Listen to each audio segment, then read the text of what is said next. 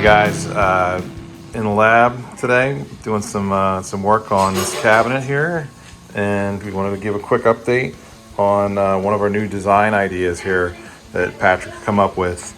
As far as where you put the LEDs, as well as how you can mount the playfield, as well as the matrix.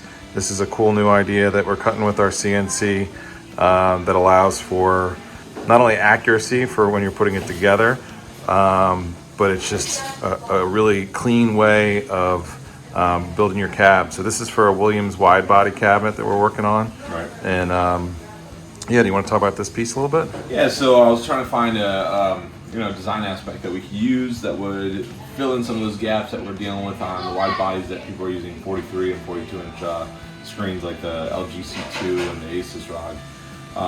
And a lot of others that people have those tolerance issues on the sides where they have a big gap.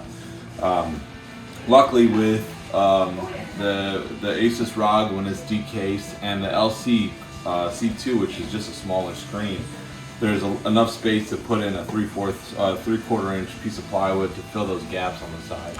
So you're using laminated birch here. Yep, so this is a birch core. As you can tell, we sprayed it just the edges that we needed to, but it comes actually we actually are buying it laminated already black, so it has a nice finish on it. And then we're putting a 3/4 inch, and then we put a black veneer on top just to make it have a nice clean look on the edge there. But yeah, and then we also built in the LED channels. So as you can see, here's one of our LED channels, and it just kind of goes this way. This kind of sits in here like this and slides right in, and that's where your LEDs go. What's nice about this design is I designed it with the pivot holes for the screen into the blades. So if you look here on this guy, this one already has it installed. That's what the back box, or the monitor, playfield monitor hinge sits on, one on each side, and then it's integrated into this design. So it locks this blade in place. It holds it in place in the right position, as well as I put some markings under the LED strips where we can drive the screws into the cabinet to hold the entire blade in. And then once the addressables are installed on top of that, it basically looks seamless.